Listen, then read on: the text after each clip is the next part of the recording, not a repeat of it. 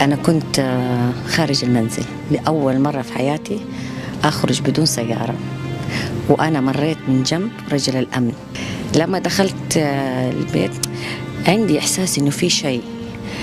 صرت أشوف إيش في جو. الناس خرجوا، الرجال واقفين، الناس تجمهرت، بس ما في أي حاجة. لما دخلت المنزل بدأوا هم، سمعت الصوت، رحت على طول على النافذة. بدأوا بالدبابات، بصوت الدبابات كان مسموع في الفيديو. صاروا يعملوا زي الدوران حوالين رجل الأمن. بعدين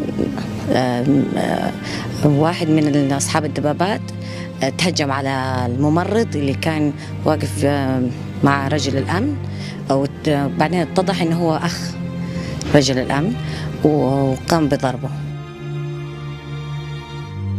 البلاغ اللي بدأت فيه لما الاتصال كان الساعة 6:06. العيال بالدبابات متهجمين على عسكري في سيارة. حضر رجال الأمن، طبعا حضروا جميع الفئات، أنا ما أعرف اللي هي السرية اللي هي الشرطة، حضروا من جميع الجهات. في لحظات كان المكان كله أمن.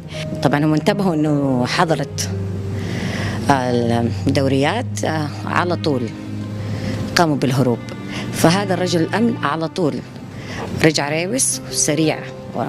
فأقول لك في خلال دقائق أو نقول يمكن ما تتعدى نص ساعة، هذا الرجل أحضر 2 من المطلوبين. شفت الموقف خلاص بدأ ينتهي، أو حضروا الضباط على طول عشان يوصلوا للجناه. أرسلت السائق إني يودي لهم المقطع الفيديو. يعني هو حاجة صراحة محزنة جدا ومؤلمة إن يكون في الشارع مليء بالرجال، والمارين بالسيارات، حتى إنه في سيارات مرت بالقرب من رجل الأمن، لم يحرك أي رجل ساكن. أنا أخاف، وأنا ببلد الأمن والأمان أخاف، وأنا ملكي سلمان الحزم.